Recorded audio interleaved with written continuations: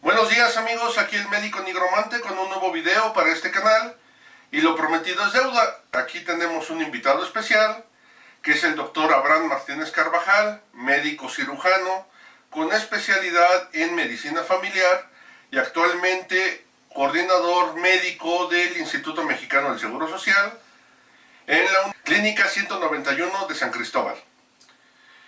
La función por la que lo invitamos es que nos ayude a entender qué es un coordinador médico, qué funciones tiene, qué puede realizar, qué no puede realizar, y de acuerdo a esto saber qué vamos a poder solicitarles en caso de tener un problema.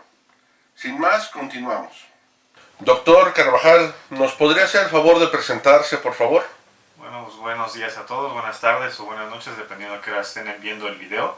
Yo soy el doctor Abraham Martínez Carvajal, estoy como jefe de departamento clínico en la unidad de medicina familiar número 191 del Instituto Mexicano del Seguro Social, localizada en el Estado de México, en el municipio de Ecatepec. Y pues ahora sí que vengo aquí a asesorarlos sobre algunas cuestiones que se tienen con respecto a la atención en el instituto. Muy bien, doctor, muchas gracias. Usted es coordinador clínico. Sí, así es, coordinador clínico. ¿Nos puede explicar ¿Nos puede explicar cuántos tipos de coordinadores hay dentro del instituto? Bueno, primero que nada creo que es importante delimitar el nivel jerárquico que ocupa precisamente un coordinador clínico. En la unidad de medicina familiar, los niveles jerárquicos se pueden dividir, digamos, en dos ramas más importantes. Lo que es la parte administrativa y la parte médica o la parte clínica. La parte administrativa se conforma tanto del director como del administrador en su caso de la unidad. El director ocupa de hecho el puesto más alto, digamos, del nivel jerárquico a nivel de la unidad. Es la parte representativa del instituto en todos sus niveles. El administrador es la parte representativa precisamente en esa zona, en la administración. Él se ocupa de lo que es los gastos, los insumos y la compra o cambio de los medicamentos o de los insumos que se requieran en la unidad. Después de ahí podemos partir hacia lo que son los coordinadores clínicos o los jefes de servicio. Dependiendo del tamaño de la unidad puede haber uno o varios jefes de servicio en esa misma unidad, tanto para uno o dos turnos dependiendo del horario que maneje la unidad. E inclusive puede haber jefes de otros servicios, jefes de farmacia, jefes de trabajo social, jefes de enfermería y demás servicios que se ofrezcan en la unidad que usted acuda a nivel del instituto. ¿Qué funciones tiene este jefe de servicio o este jefe de departamento? Depende de su departamento, depende de dónde se desempeñe o dónde se desarrolle y también precisamente de la cantidad de gente o de personal que maneje en esa clínica.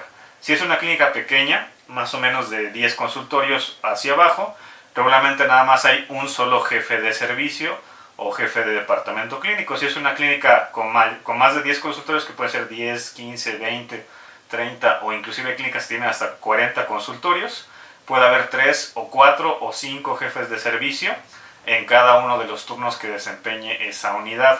¿Cuál es la función que tiene el jefe de servicio? Pues primero que nada coordinar todas las actividades que se desarrollen en la unidad, tanto en la parte clínica como en la parte administrativa, en caso de ausencia de alguno de los otros personajes más altos, que puede ser el director o el administrador. Es decir, si el administrador no se encuentra porque fue alguna situación importante a nivel de la clínica o del instituto, pues obviamente la responsabilidad recae en el jefe de servicio que está a cargo en ese momento. Igualmente pasa con el director, si hay algún periodo de ausencia o vacacional o por alguna situación en la cual no se encuentra el director, el jefe de servicio precisamente toma esa posición para dirigir la unidad durante la ausencia de ese personaje. Puede ser que haya algún conflicto a nivel de la atención de los pacientes o a nivel de el personal en sí, en las funciones que desempeña, pues obviamente el jefe de servicio tiene que intervenir para que esa discusión llegue a buenos términos o se resuelva en dado caso de que pueda resolverse. Entonces la función del jefe de servicio primero que nada es coordinar y supervisar todas las actividades que se desarrollen en la unidad, así como también ayudar en los procesos que se requiera en los que él pueda precisamente cumplir alguna función ya sea de sustitución o de ausentismo de algún personaje. Muy bien, doctor. Entonces, aquí surge una pregunta. ¿Es lo mismo un jefe de servicio que un coordinador clínico? Como te mencionaba, puede haber varios jefes de servicio o un solo jefe de servicio que inclusive puede ser el coordinador clínico como tal. Regularmente en la unidad de medicina familiar se maneja como coordinador clínico o jefe de departamento clínico, porque precisamente abarca toda la unidad, ya que en la unidad se presta regularmente el servicio nada más de consulta de medicina familiar, aunque puede haber otros servicios más como radiología, laboratorio o nutrición, que también pueden estar a su cargo dependiendo del tamaño de la unidad, si es que es una unidad pequeña, que obviamente no requiere tanta gente para dirigir estas funciones. Pero si hay una unidad más grande, regularmente se requieren varios jefes de servicio, dependiendo de cada uno de los servicios que se ofrezcan y obviamente también de los turnos que se manejen en la unidad, que pueden tener inclusive el mismo nivel jerárquico que el coordinador clínico, pero no siempre las mismas funciones, porque puede ser un jefe de servicio de un solo asunto, digámoslo así, solamente de radiología, solamente de farmacia o solamente de laboratorio, solamente se ocupa de ese departamento, pero no cumple otras funciones de supervisión más en otras áreas que pues obviamente no conoce o no corresponden a su función. Muy bien, doctor.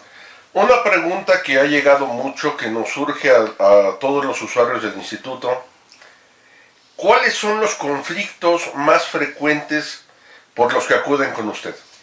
Bueno, son muy diversos realmente.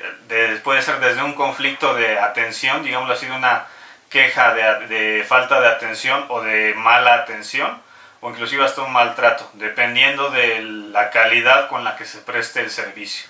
Muchas veces no es bien identificado o bien orientada la queja o la discusión como tal, y el paciente a veces discute que es maltrato y resulta que no fue maltrato, simplemente fue una falta de atención en cuanto a algo que él solicitaba o deseaba en ese momento y no se tenía, digamos, la disponibilidad de servicio como tal en ese momento o la disponibilidad del insumo como tal en ese momento.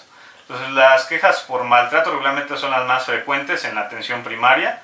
La segunda sería un conflicto tal vez de interés o de desempeño de funciones entre lo que es el personal de la institución o del mismo servicio, que pueden conflictuarse por diferencias de opinión, en las cuales pues obviamente también uno tiene que intervenir para que la discusión llegue a buenos términos o se resuelva en dado caso de que pueda resolverse. Y pues también la falta de algún insumo o la falta de algún medicamento o la falta de atención por precisamente no tener algún servicio dentro de la unidad, dependiendo de las características de la misma. Qué bueno que toca el detalle de las características de la unidad. Aquí tengo entendido que usted está en lo que es medicina de primer contacto o de primer nivel. ¿Nos podría explicar a grosso modo cómo se dividen los niveles de atención?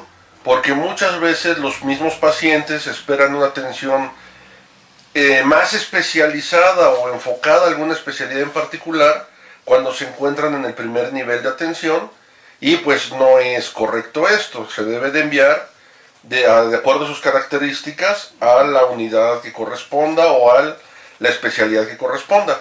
Pero muchos de nuestros pacientes no van a conocer qué es primera atención, segunda atención, o primer nivel, segundo nivel. ¿Nos podría dar un rápido resumen, por favor? Sí, claro, qué bueno que lo preguntas. De hecho, es algo que me gustaría aclarar muy bien, o que tratáramos de aclarar muy bien en esta parte. El Instituto Mexicano de Seguro Social está dividido en tres grandes niveles, digámoslo así, o tres niveles. El primer nivel, o atención primaria, regularmente está constituido por las unidades de medicina familiar o las clínicas de medicina familiar, que puede ser una clínica de, como te mencionaba, de menos de 10 consultorios, de más de 10 consultorios. Hay clínicas que inclusive tienen hasta 40 o más consultorios, dependiendo de la localización y del tamaño de la población que éstas abarque. Y obviamente entre más consultorios tenga, pues más servicios puede llegar a tener y mayor atención puede dar a la población. Hay clínicas que inclusive cuentan con servicio de rayos X, con laboratorio, con personal de nutrición, trabajo social o demás servicios que pueden ofertarse dentro de esa misma unidad y que pueden abarcar los dos turnos inclusive, tanto en la mañana como en la tarde, dependiendo de la población a la cual tengan que atender, pero siempre va a ser una atención primaria, es decir, que no van a requerir una atención intrahospitalaria o de internamiento o de urgencia inclusive, que solamente va a ser consulta externa como orientación o como, ahora sí que administración de algún medicamento tal vez, pero una atención primaria nada más. Después encontramos el segundo nivel, que regularmente son las clínicas que tienen especialidades, como las mencionan previamente. Medicina familiar como tal está considerada una especialidad, pero regularmente la población en general la reconocen como medicina en general. Posteriormente está lo que es la clínica de especialidades o segundo nivel, que puede ser lo que es medicina interna, cirugía, ginecobstetricia o pediatría, que son las 4 grandes ramas, y de ahí se pueden subdividir en otras especialidades, neumología, cardiología y demás. Regularmente este tipo de hospitales son de mayor concentración y es donde llega la población que tiene alguna complicación o que requiere la valoración del médico especialista en alguna área de estas, o del internamiento de su patología o de su padecimiento para poder darle resolución. Como por ejemplo podemos tener los hospitales generales de zona o los hospitales regionales, dependiendo de dónde se localicen estos. Y posteriormente, como último, tenemos a las unidades médicas de alta especialidad, o lo que comúnmente se conoce como tercer nivel, que ya son centros precisamente especializados, con mayor número de población que abarcan, y aparte tienen obviamente más recursos en cuanto a lo que son estudios de gabinete, estudios de laboratorio y complementación diagnóstica. Aquí podemos encontrar subespecialidades inclusive como neurología, como audiología, como otorrinolaringología o cirugía de cabeza y cuello, cirugía torácica y demás.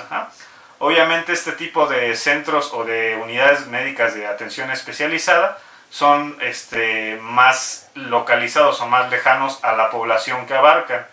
Regularmente están centralizados en alguna zona capital o en algún estado diferente inclusive al que el paciente es referido. Como por ejemplo podemos tener lo que es Centro Médico La Raza, que abarca toda la zona centro precisamente de nuestro Distrito Federal y parte de la zona norte de lo que es el Estado de México. El Centro Médico Nacional Siglo XXI, que abarca toda la zona centro y la zona sur inclusive también del Distrito Federal, y pues obviamente también los hospitales grandes que cuenten con alguna otra subespecialidad, pero en general esos dos son los que podemos encontrar como unidades médicas de atención especializada en el Distrito Federal. Entonces tenemos el primer nivel, que es la consulta externa o la consulta de medicina familiar, segundo nivel, que es especialidades, y tercer nivel, que son los centros de atención especializada, donde se encuentran inclusive subespecialidades.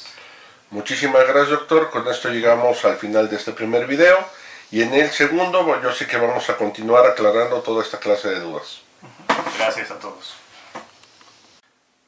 Bueno amigos, esto sería todo de este primer video. Yo espero nos veamos la próxima semana con un nuevo video donde vamos a tener nuevamente la compañía del doctor Abraham. Aquí, como siempre, van a aparecer mis datos y hasta la próxima semana. Hasta luego.